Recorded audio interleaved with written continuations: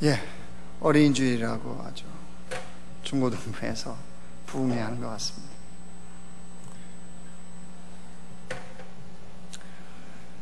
내가 존중히 여기고 라는 제목으로 오늘 말씀을 함께 나누기를 원합니다. 저는 아직도 자녀를 3명이나 양육을 하고 있습니다. 그러니까 그 자녀들에 대해서 어떻게 하면 잘 양육할 수 있나, 이게 항상 고민이고 항상 관심사입니다. 그래서 자녀 양육에 대해서 책도 보고 또 세미나에 가서 세미나도 듣기도 합니다. 근데 분명한 것은 결코 쉽지가 않다는 거예요. 애들이 점점 좀 크면서요, 각자가 자기의 이게 드러납니다. 다 다릅니다. 3명이면 3명이 다 다릅니다. 다르니까 더 어렵게 느껴지는 거예요. 그렇다고 자녀 양육을 포기할 수도 없고 안 할 수도 없고 이런 거 아니겠습니까? 늘 관심이 거기에 있습니다. 올 가정의 달을 맞이해서요, 괜찮다는 영화가 있어서 시간을 내서 이 영화를 보았습니다. 제목이 아빠는 딸. 보셨습니까? 아빠는 딸. 아빠와 딸 그래야 될 것 같은데 제목이 아빠는 딸이에요. 무슨 내용이냐? 아빠하고 딸이 어느 날 몸이 바뀝니다. 그러니까 딸 속에 아빠가 들어가고 아빠 속에 딸이 들어가는 거예요. 그러니까 아빠는 여고생인 몸 속에 들어가서 학교를 가는 겁니다. 얼마나 낯설겠습니까? 일단 치마의 길이가 짧은 거에 대해 마음에 안 든 거예요. 자기가 입고 가는데 지금 딸의 몸이니까, 그죠? 그리고 학교 가서 이제 수업을 듣지 않겠어요? 수업을 듣고 시험을 보는 거예요. 늘 아빠가 딸한테 했던 얘기가 뭐냐면 공부가 제일 쉬운 거다. 공부가. 자기가 가서 시험을 봤는데 시험을 완전히 망칩니다. 딸한테 이제 할 말이 없어지는 거예요. 딸은 아빠의 몸속에 들어가서 직장을 가는 겁니다. 화장품 만드는 회사의 재고 처리반의 과장이었더라고요. 아빠가. 그래서 그 회사에 가서 아빠의 회사 생활의 고달픔, 어려움, 이런 것들을 딸이 이제 경험하게 됩니다. 이 영화의 중간에 대사 중에 이런 게 있습니다. 책임이란 상대방을 이해하는 것입니다. 아마 영화가 주고자 하는 메시지인 것 같아요. 사랑과 책임은 상대를 이해해 주는 거다. 아빠가 딸을 이해해 주고 딸이 아빠를, 어쨌든 영화의 그런 이제 스토리는 서로를 좀 알게 되고 이해하게 되어져 간다라고 하는 그런 내용입니다. 여러분, 상대방을 이해하는 거 쉽습니까? 어렵습니까? 또구나 부모와 자녀 간에 이해한다는 거 어때요? 진짜 쉬우면 영화 나왔겠습니까? 쉽지 않는 거예요. 그러니까 자녀 양육에 대해서 다 기준도 다르고 방법도 다릅니다. 어느 집에는 이게 원칙이라고 그러고 어떤 집에 가면 이런 게 원칙이라고 그러고 다 달라요. 헷갈리는 거죠. 여러분도 도대체 어떤 방법으로 자녀를 양육해 가고 어떻게 해야 될지 얼마나 어렵습니까? 정권이 바뀌면 교육 정책도 다 바뀌고, 그죠? 대한민국의 교육 정책은 누가 결정해요? 아줌마들이 결정한다 그러잖아요. 교육부 장관도 아니고 대통령도 아닙니다. 그렇다면 우리의 질문은 이거예요. 예수 믿는 사람들은 어떻게 자녀를 양육하냔 말이에요. 무엇이 기준이 돼야 되냔 말이에요. 그죠? 부모의 본성은 자녀에게 잘해주고 싶죠. 이것도 해주고 싶고 저것도 해주고 싶고, 못해줘서 안타까운 게 부모 마음 아니에요? 그렇다고 그게 과연 자녀를 잘 양육하는 법입니까? 여러분, 용돈 팍팍 주면 애들이 잘 양육되던가요? 이 공부 저 공부 이 과외 저 과외 다 시키면 아이들이 잘 양육되던가요? 공부 잘하는 거하고요, 아이를 잘 양육하는 거하고는 차원이 다릅니다. 도대체 어떻게 해야지, 어떤 기준을 가져야 우리 그리스도인들은 하나님의 자녀답게 이 자녀들을 온전하게 양육할 것인가, 이 고민을 가지고 오늘 말씀을 보기를 원합니다. 오늘 본문의 배경은요, 사사시대입니다. 사사시대. 사사시대의 제사장으로 있었던 엘리 제사장의 집에 대해서 하나님께서 하나님의 사람을 보내서 어떻게 심판하실 것인지에 대한 선언입니다. 사실 이 엘리 집안이 엄청난 하나님의 은혜를 누리고 있었거든요. 출애굽 이후부터 지금까지 성전에서 봉사할 수 있는 그 축복을 엘리 집안이 얻은 거거든요. 그런데 그 은혜와 그 축복에 대해서 망각하고 무시하기 시작했습니다. 그 결과가 뭐였느냐? 엘리의 두 아들이 행실이 나쁘다, 하나님을 알지 못했다. 여러분, 제사장인데 하나님을 몰라요. 제사장인데 행실이 나쁜 겁니다. 그래서 결국 하나님께서는 이 집안에 대해서 심판하시겠다는 말씀하십니다. 제사장직을 박탈할 것이며 두 아들 홈리와 비느하스가 같은 날에 죽임을 당할 것이라고 주님은 분명히 말씀하십니다. 그리고 오늘 중요한 말씀 하나 하십니다. 여러분 30절 말씀 보십시오. 하반절부터 보세요. 하반절. 나를 존중히 여기는 자를 내가 존중히 여기고 나를 멸시하는 자를 내가 경멸하리라. 저는 이 말씀을 보면서 그리스도인들의 자녀 양육의 기준이 이 말씀이 되어야 된다고 생각했습니다. 오늘 하나님이 분명히 뭐라고 말씀하셨습니까? 나를 존중히 여기는 자를 내가 뭐 하겠다? 존중히 여겨주겠다. 여러분, 하나님께서 우리 자녀들을 존중히 여겨주면 어떤 일이 벌어질까요? 하나님이 내 자녀를 존중히 여겨주는 인생. 여러분, 하나님께서는 어떤 자를 그렇게 존중히 여겨준대요? 하나님을 존중히 여기는 자.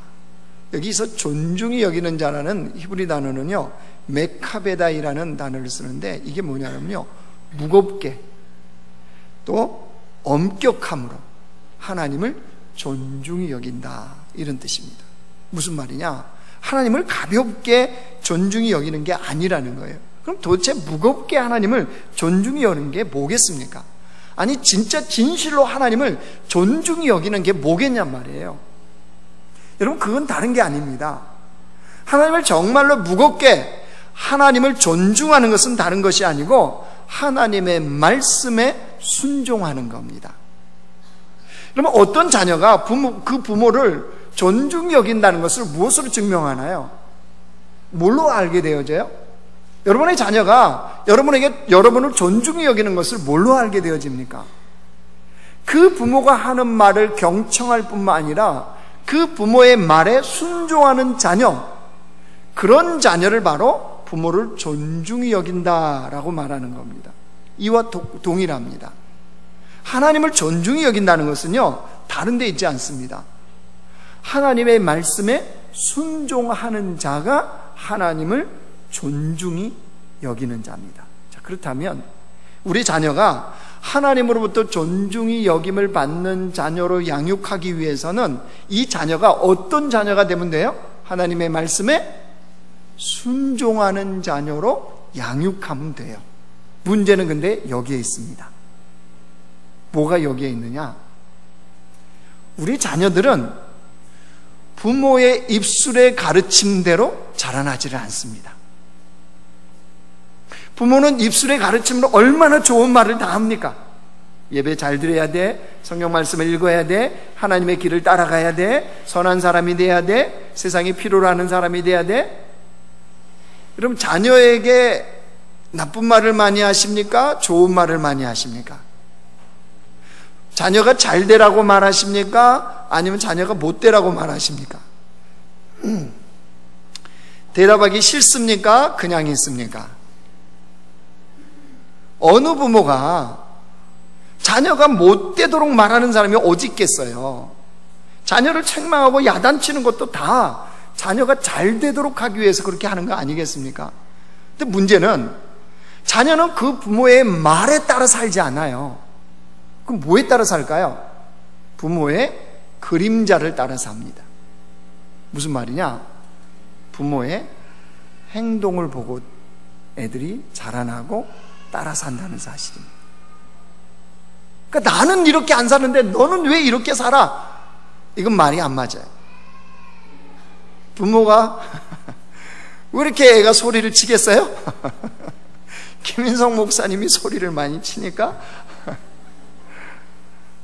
제가 괜히 그러겠어요? 다 그림자예요, 그림자. 그러니까 애들을 보면 부모를 알게 되어지는 거예요.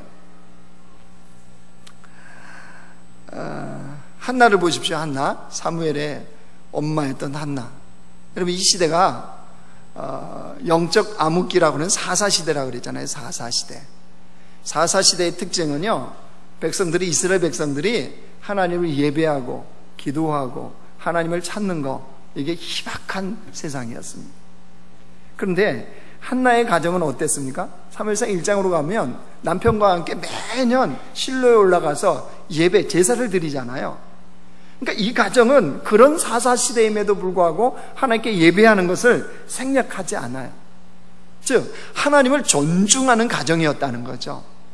그 가정의 한나가 하나님께 서원 기도를 하잖아요. 그리고 그 서원대로, 약속대로 사무엘이 태어나자 하나님께 바치잖아요. 그럼 여러분, 이 시대가 어떤 시대라고 그랬어요? 사사시대. 사사시대의 특징이 뭡니까? 사람들이 자기 소견에 옳은 대로 행하였더라. 하나님의 말씀하고 무관하게 자기들이 옳다고 생각하는 대로 살았다는 거예요. 그러면 여러분, 자녀를 못 낳다가 아들을 딱 낳았어요. 그러면 자기의 소견에 옳은 대로는 이 자식을 서운했다고 바쳐야 됩니까? 아니면 자기가 키워야 됩니까? 자기의 소견에 옳은 대로 산다면 절대 안 바치는 거죠. 근데 하나는 어떻게 했나요? 그 사무엘을 하나님께로 바치잖아요. 여러분, 어떻게 이게 가능했어요? 하나는 자기의 소견에 옳은 대로 사는 사람이 아니었습니다. 하나님의 말씀이 기준이었습니다. 그래서 그 말씀을 따라 사는 거예요. 그걸 누가 보고 배우겠습니까?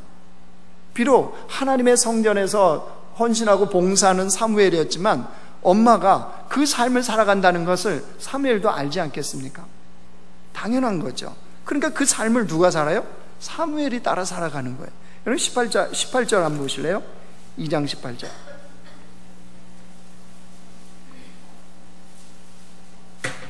같이 읽어요. 시작. 사무엘은 어렸을 때 세마포 에봇을 입고 여호와 앞에서 섬겼더라. 사무엘은 어렸을 때부터 여호와 앞에서 섬겼대요. 그 다음에 여러분 21절 가보세요. 21절 끝에 보세요. 끝에 아이 사무엘은 여호와 앞에서 뭐하니라? 자라나니라. 어렸을 때부터 여호와를 섬기고 여호와 앞에서 자라났다. 이게 무슨 말이겠습니까? 하나님을 존중하는 아이로 이 아이가 하나님 앞에서 자라나고 있다는 거죠.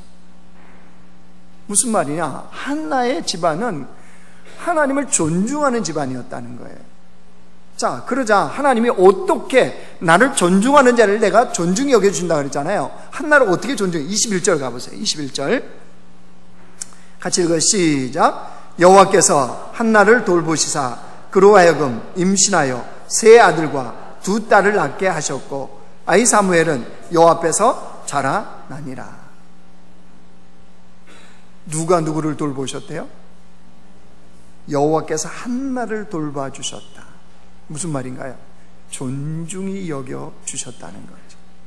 그러자 아이를 못 낳았던 이 한나가 뭐 했어요? 세 아들과 두 딸을 낳았고 그 자녀 사무엘을 하나님이 하나님 앞에서 자라나도록 해주셨다는 거예요. 무슨 말입니까? 존중히 여겨주는 거예요. 자, 사무엘은 하나님이 어떻게 존중히 여겨주셨을까요? 하나님을 존중히 여기는 사무엘을 여러분 3장으로 넘어가 보세요. 하나님이 어떻게 존중히 여겨줬는지 보십시오. 3장 19절이요.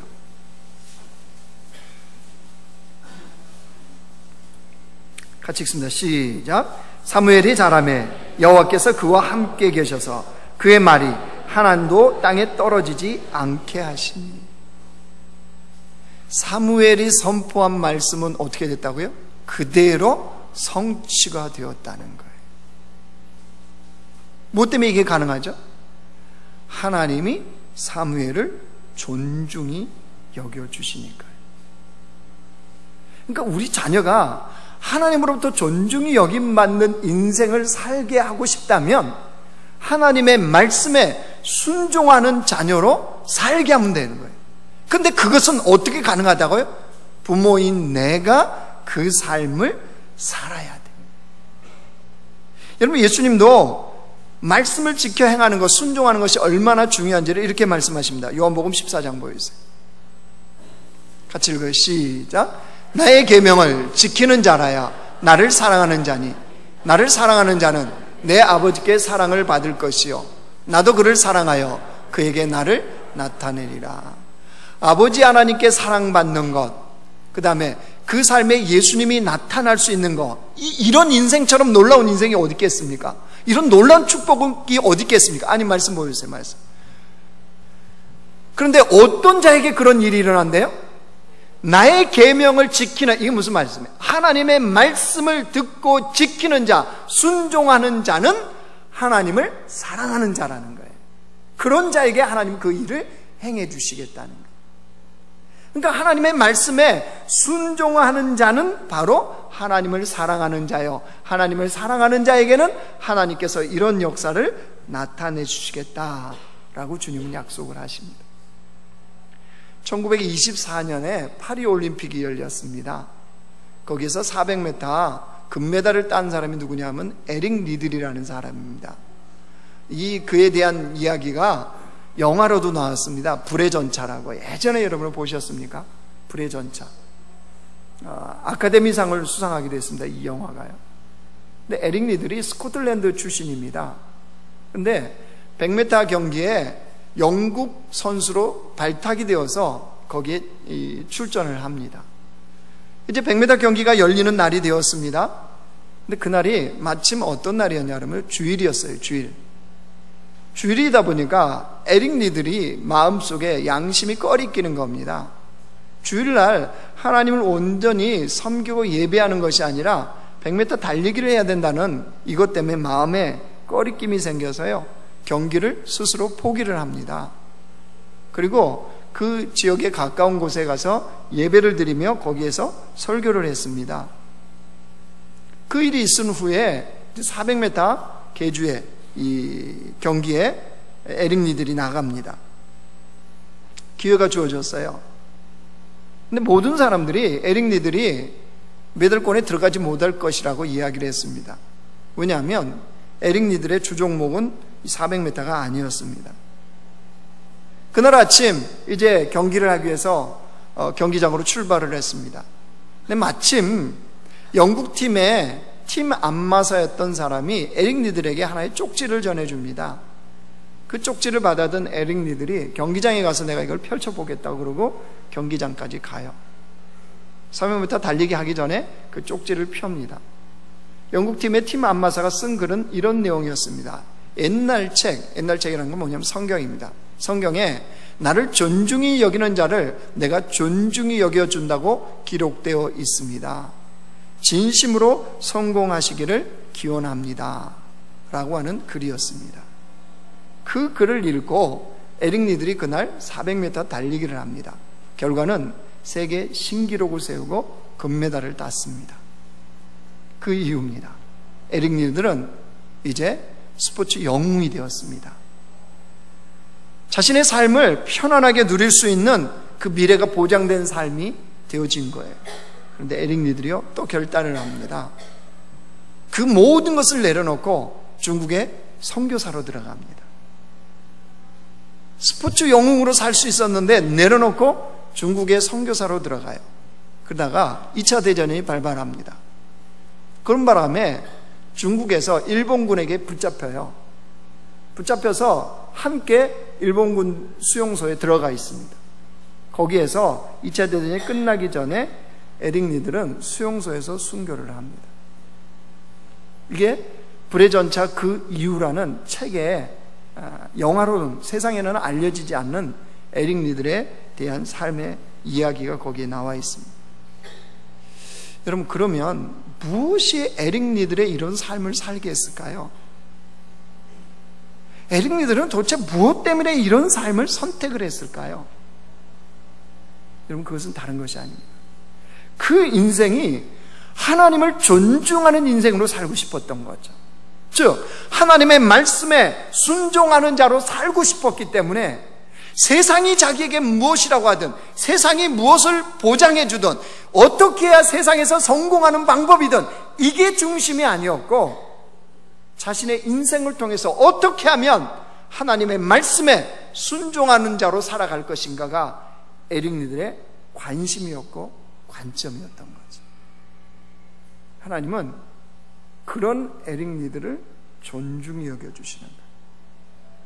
여러분, 반면에 하나님을 멸시하는 게 뭘까요? 하나님을 멸시하는 거.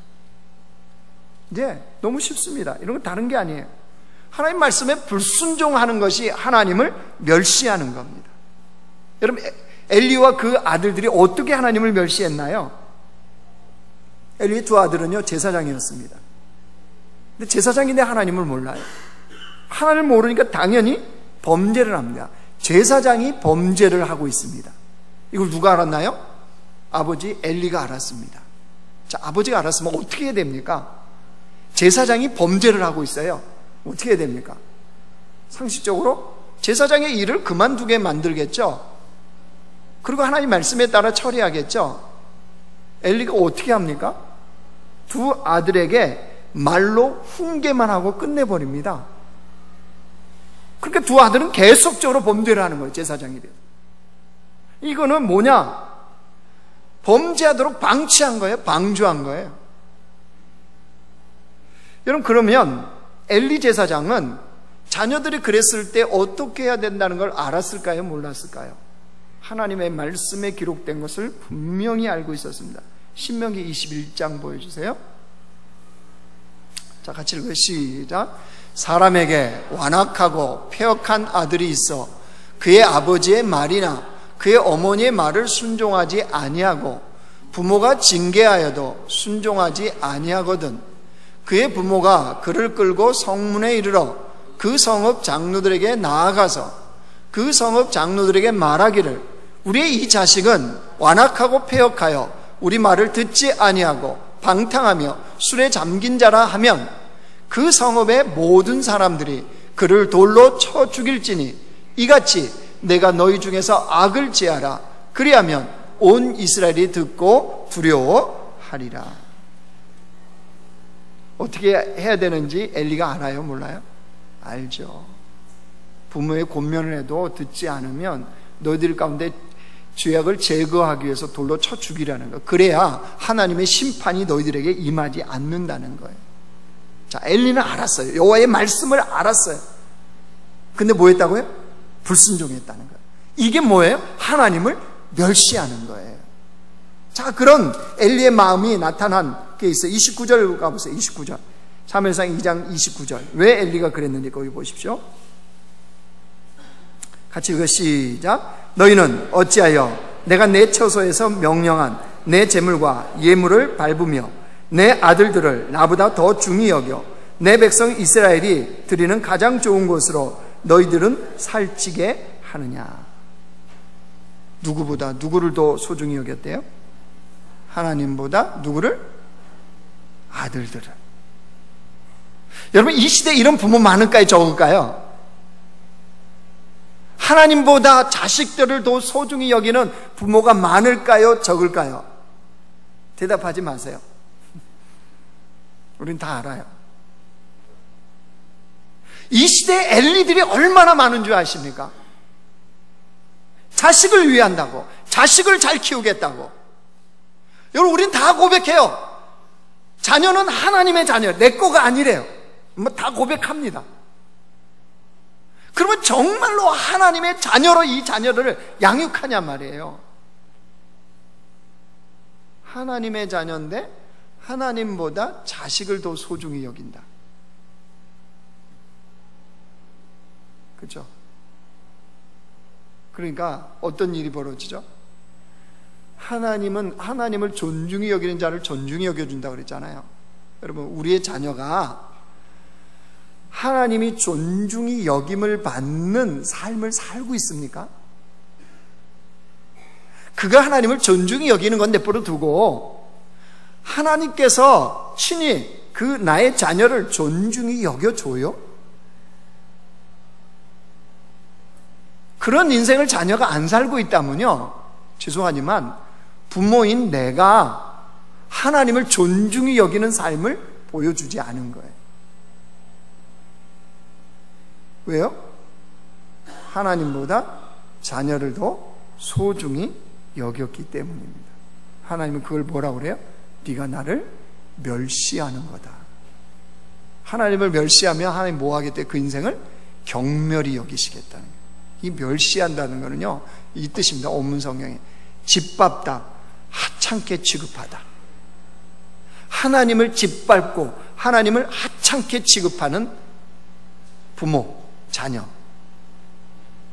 하나님의 말씀을 하찮게 취급해버리고 하나님의 말씀을 짓밟는 부모, 자녀. 하나님은 그런 자를 어떻게 하시겠대요? 경멸히 여기신다. 여러분, 경멸히 여기시면 어떻게 되는 줄 아십니까? 자, 31절 가보세요. 사무엘상 2장 31절 같이 읽어요. 시작. 보라, 내가 내 팔과 내 조상의 지팔을 끊어 내 집에 노인이 하나도 없게 하는 날이 이를지니라. 노인이 하나도 없다는 건 무슨 말입니까? 이 집안을 완전히 끊어 없애버리겠다는 거죠. 이 세상에서 존재하지 않도록 하겠다는 거죠.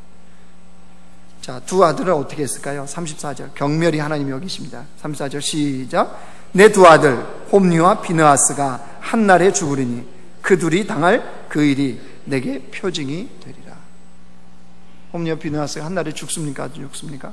죽습니다. 여러분, 하나님이 경멸히 여긴다는 무서운 심판이에요. 여러분, 정말 나의 자녀를 사랑합니까? 진짜 지금 내가 사랑하는 게 제대로 사랑하는 방법인가요? 예수님께서는 하나님 아버지를 어떻게 존중하는 삶을 살 수 있는지를 몸소 보이셨습니다. 이 땅에 오셔서 아버지 하나님을 어떻게 존중히 여길 수 있는지 몸소 보이셨는데, 요한복음 14장 보여주세요. 방송실 시작. 이후에는 내가 너희와 말을 많이 하지 아니하리니 이 세상의 임금이 오겠습니다. 그러나 그는 내게 관계할 것이 없으니 오직 내가 아버지를 사랑하는 것과 아버지께서 명하신 대로 행하는 것을 세상이 알게 하려 함이로라. 일어나라, 여기를 떠나자. 예수님께서 십자가를 앞에 두고 제자들에게 하시는 말씀이에요. 더 이상 제가 많은 말을 하지 않겠다.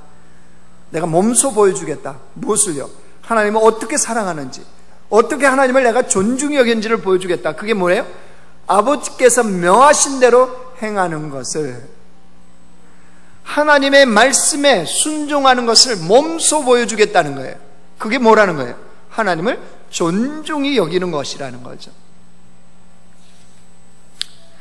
여러분, 우리가 정말 주님을 사랑한다면, 정말 주님을 존중히 여기는 자로 살고 싶다면 하나님의 말씀에 순종하는 자로 살아야 됩니다.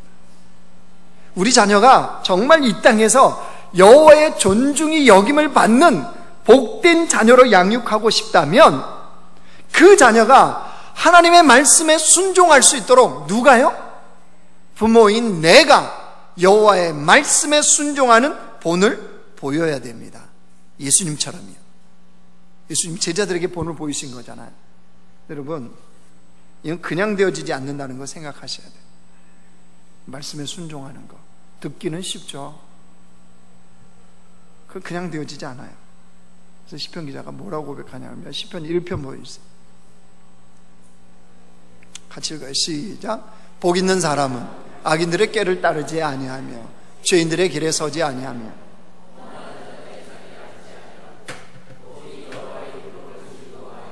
그 율법을 주야로 묵상하는.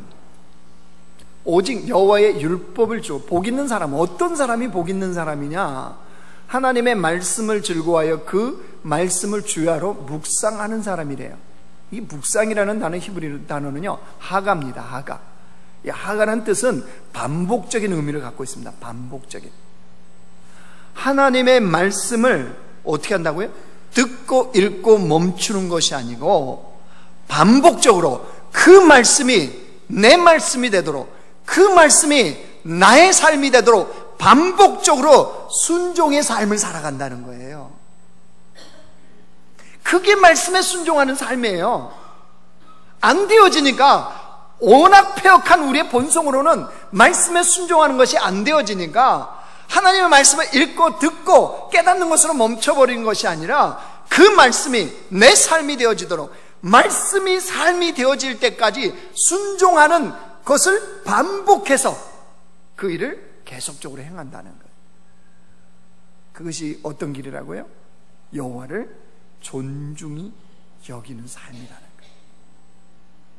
사랑하는 성도 여러분, 자녀를 하나님답게, 하나님의 자녀답게 양육하는 비결을 이제 아셨습니까? 학원 보내세요. 과외 시키세요. 이것저것 하세요. 그런데 그런 건 다 했는데 이 자녀가 여호와로부터 존중이 여김을 받지 않는 인생이 된다면 여러분, 자녀 교육을 철저하게 실패하신 겁니다. 아무 소용이 없습니다. 왜냐하면 그렇게 한 것은 계속적으로 바뀌어갑니다. 여러분이 미래라고 생각하고 아이를 가르쳤던 그것이 10년 후, 20년 후면 전혀 쓸모없는 것이 되어질 수 있습니다. 그런데 마음으로는 이것도 해주고 저것도 해주고 싶은데 환경과 여건이 따르지 않아서 안타깝고 애끓는 것이 부모의 마음이죠. 다 해줄 수 없어요. 그럼에도 불구하고 이 아이로 하여금 하나님으로부터 존중이 여김을 받는 자녀로 양육한 부모라면 그 부모는 정말로 자녀에게 복된 부모입니다. 우리 자녀가 그런 자녀가 되어야 되지 않겠습니까? 하나님께서 존중이 여겨주는 자녀가 되어야 되지 않겠어요? 그러려면 어떻게 된다고요? 부모인 우리가 하나님을 존중히 여기는 본을 보여야 돼요. 우리 말씀에 순종하는 훈련을 반복하고 또 반복하는 사람들이 됩시다. 그 말씀이 나의 삶이 되어지도록 반복해서 훈련하고 순종하는 주의 백성들이 됩시다. 그럴 때 우리 자녀는 내가 말하지 않아도, 내가 뭔가 해주지 않아도, 내가 뭔가 엄청난 다른 부모와 비교해서 뭘 해주지 않았어도 그는 하나님으로부터 존중이 여김을 받는 복된 자녀가 되어진다는 사실입니다. 여러분, 그러면 되지 않아요? 주님이 존중히 여겨주면 되지 않습니까? 사무엘, 한나가 무엇을 해줬나요? 성경에 도대체 뭘 해줬다고 그랬어요? 그 어린 나이에 성전에 바쳐진 아이로 떼어놓았어요. 매년 그가 입을 옷을 해가지고 갔다고 그랬어요. 겨우 해준 게 그거밖에 없어요. 근데 사무엘은 어떤 사람이 되었어요? 그 말이 하나도 땅에 떨어지지 않는 하나님의 사람, 영적인 암흑기에 하나님의 등불로 세운 사람, 시대를 바꾸는 사람, 하나님 앞에 놀랍게 쓰임받는 하나님 나라의 사람이 사무엘이 되었잖아요. 육적인 본성을 갖고 한나였다면 얼마나 안타까웠겠습니까? 그 어린 나이에 해주고 싶은 것도 많았을 테고, 자라나는 것을 곁에 두고 보고 싶었을 테고, 자기가 가진 것을 다 나눠주고 싶었을 텐데, 성전에 분리된 그 상태에서 하나님께 바쳐진 자로 살아갔으니 얼마나 어미된 심정으로 안타까웠겠습니까? 그런데 분명한 것은 한나의 손에 길러진 것보다 하나님 손에 길러져서 하나님 앞에 세워진 사무엘, 위대한 하나님의 사람으로 세워졌다는 사실을 아십니까? 우리 자녀가 이래야 되지 않을까요? 뭘 못해줘서 그렇게도 안타까워하십니까? 남들은 이거 해주고 저거 해주는데 그거 못해줘서 안타까워하는 부모십니까? 아니요. 우리가 진짜 안타까워해야 되는 것은 하나님으로부터 존중이 여김받지 못할 자녀로 살아가면 어떡하나, 이게 우리의 애달픔이고 안타까움이고 기도가 되어야 됩니다. 어떤 엄마가요, 훌륭한 말을 했더라고요. 제가 여기 적어왔어요. 그럼 들어보십시오. 엄마가 이런 말을 했어요. 자녀가 하나님이라는 흔들리지 않는 땅에 뿌리를 내릴 수 있도록 도와주는 게 최선입니다. 부모의 최고의 양육 방법은 하나님이라는 흔들리지 않는 땅에 자녀의 인생이 뿌리를 내릴 수 있도록 도와주는 것. 근데 이를 위해서는 이걸 해야 된다는 거예요. 부모는 하나님 안에서 고민하고 애쓰는 모습을 보여주면 됩니다. 말씀에 순종하고자 애쓰고 힘쓰는 모습을 보여주면 이 아이는 하나님이라는 땅에 자신의 인생을 뿌리를 내리고 하나님으로부터 존중이 여김받는 복된 자녀가 된다는 거예요. 여러분, 남자교회 성도들은 이게 자녀 양육의 기준이 되길 원합니다. 나를 존중히 여기는 자를 내가 존중히 여겨준다. 우리 자녀들이 하나님으로부터 존중이 여김받는 이런 자녀로 양육해 가기를 주의 이름으로 축원합니다.